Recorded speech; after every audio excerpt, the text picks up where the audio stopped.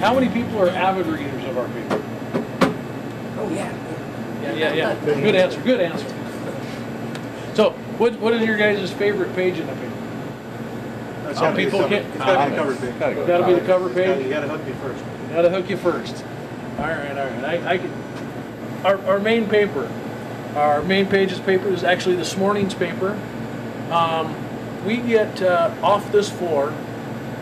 We combine just about everything that goes into the newspaper onto the third floor about 6 to 8 months ago. We had our sales team down on 2. We had our pre-press people. We've always been on 3. And then, we had our ad design, our salespeople all come up to the third floor. So now we're all combined on one floor to where if we're missing something or we need something, it's never a phone call anymore. It's, 15 feet away from just about anybody's desk and you go talk to the person, which I personally love because I hate talking on the phone. So what ends up happening is up here we get it compiled to us, everything together. So if it's editorial that comes from 4 down to us, they put their pictures in. We actually work the photos here in Photoshop on the third floor. We color correct everything. Our classified ads come down from the main floor on 1. They compile it. We actually put them together on this floor. We back everything in, all them little tiny ads. We have to put them together on the newspaper. From day to day, we don't know how big it's going to be. It is one of those things that we have our staff guesstimate, if you will, that the paper is going to be 32 pages today. If it's not 32 pages, then every once in a while you'll see a big black and white plugger page in there that is usually one of our ads. Please buy our paper. Which I'll never understand. If you pick up the paper, you usually buy our paper. Why are we putting an ad in our paper that asks you to buy it? Does not make sense to me. But it's filler. You have to make an even number of pages regardless. We do a fairly good job. Every once in a while there is a frantic call just before press time to say we got to go up 2 pages or we got to go down 2 pages. It doesn't happen very often, but it does happen. But once it gets to me, I get to do all the fun stuff. I get to make sure that the date is correct on the page. You would be amazed at how simple a date would be. Everybody that carries a cell phone can look and tell you what day it is and what time it is. That is the biggest one that slips through the cracks 9 out of 10 times is we print the wrong date on the paper. It doesn't happen a bunch, but when it does, it looks like a big black eye to us. Or a big misspelling in 72-point type at the top of a page. I got spell check on my computer, you're a newspaper. Don't you have spell check on yours? What else I have to do here is when we get everything and it comes in, we went completely digital about 6 or 7 years ago. Beforehand, we'd have to get information in, it would all be on paper. We'd have to shoot it on a camera, get a negative of that image, and then we'd have to get it to where we'd be able to print it. Nowadays, this is my friend. I get to be a mouse jockey. I get to click on everything. So when we get this in full color, I have to make 8 plates of it to get to our press room to get it into full color if it's a full color page. So I have to do a red, a yellow, a blue, and a black. I have to do it 2 times for every color. As we go down the line here, I'll explain to you why I have to do it into color. But to kind of give you a look at what it looks like, that would be the blue in a full color photo. If you've worked with Photoshop or any photo correcting software, you peel off images and see what it looks like, but wonderful big monitor, and then black. I'll do the black for you guys because it has the words on it. We'll be able to see it. What I'm going to end up doing is I'm going to send it to this machine over here. And what it's going to do, it's going to take that digital image and it's actually going to put it on a metal substrate, aluminum plate. Aluminum plate has a sensitive coating on it to ultraviolet light. That's why we're in this wonderful yellow light. Most people squint when they come in and ask me how can I stand it. I actually love this yellow light. Being in it for 20 years is like home. It really is. So this thing should start up here shortly. Down here in this first section of it, it actually a cassette that actually holds my plates. You can get 2 stacks in it. There's about 300 plates per stack. You can actually see it up there, just the date off the top there. In between each of the plates is actually a slip sheet or a piece of tissue paper. It has to be pulled off and dumps it into the second sand down here. And I'm going to pick up a plate, it's going to dump it on my vacuum bed up here. It's going to use a high intensity ultraviolet light to actually expose that digital image onto that plate.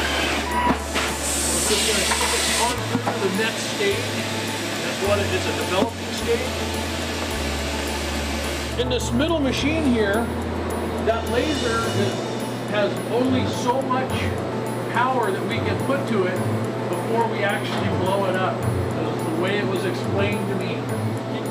What we have to do to it to get it the rest of the run length or the strength of that plate into it, we have to heat it up. 220 degrees Celsius. After it goes through the heater, it goes through a central wash.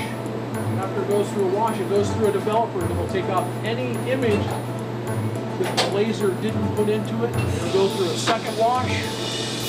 After the second wash, it goes to a gummy solution that will protect it from fingerprints, and oil.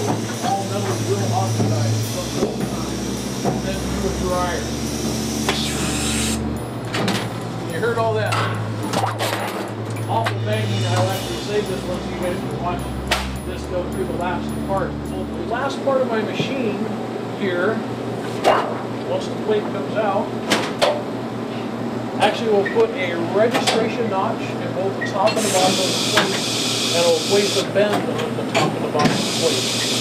When you look in here, you can see where there's 2 white light spots on here. It's actually a 35mm camera actually looking for a specific mark in the top and the bottom of the plate. When it finds that mark, it actually move it north, south, east, and west and on the y-axis to get the optimum of that mark.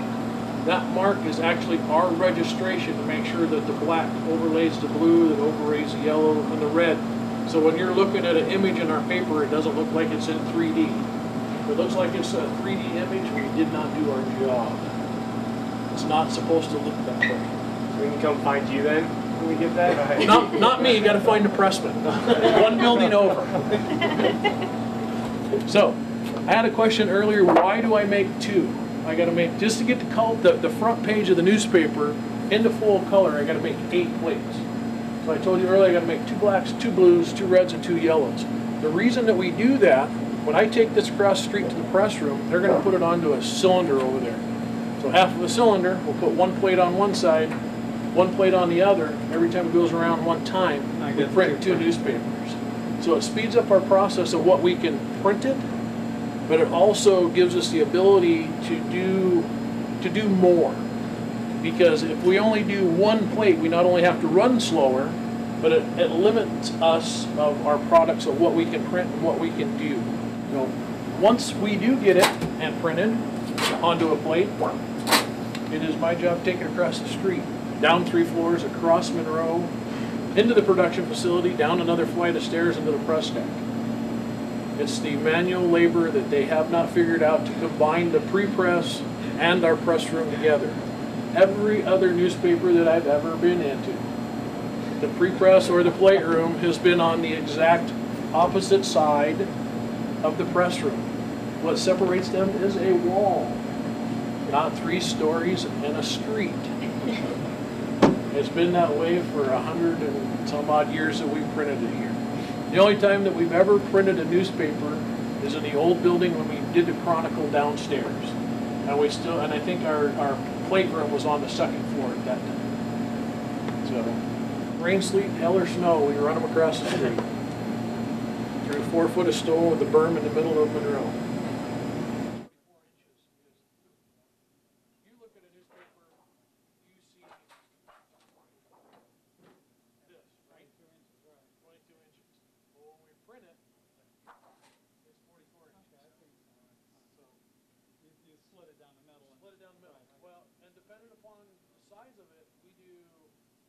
So the web roll is 44-inch roll is what you're Big going roll is Static 3 units, and they'd work on those 3, and we try to keep all production on the other end. Because this is, as you see, this is a very long room. It's 75 yards from one end to the other.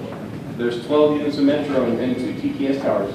And with our page counts and run size, we could easily stay down on one end and have rotating shifts. We're going to walk down this hallway down here, and we'll view it from another quiet perspective, and then we'll walk in through a press room, and they might even be running here in the next 15 minutes. So it gives you a different perspective. Lots of catwalks. These guys have to have access to all different pieces and parts of this machinery. Leading those webs through there is like threading a giant sewing machine. And they have to be on the exact right idler every time. Otherwise, you start up the press and you'd be cutting off in the center of the page. Like, you put the lead in wrong. They'll shut back down. Find out where they made a mistake. This is just a different perspective from the press. And once we get to the halfway point, there's no sense of going any further because it's a mirror image. It's exactly the same on both ends. Usually, we're waiting on plates. There's a last-minute story. There's a sports deadline. There's WSU game that they're waiting for it to finish. And they usually don't get plates for the final edition. Tomorrow morning's paper, they won't be starting on it until after midnight. The bigger the paper, the more press we need.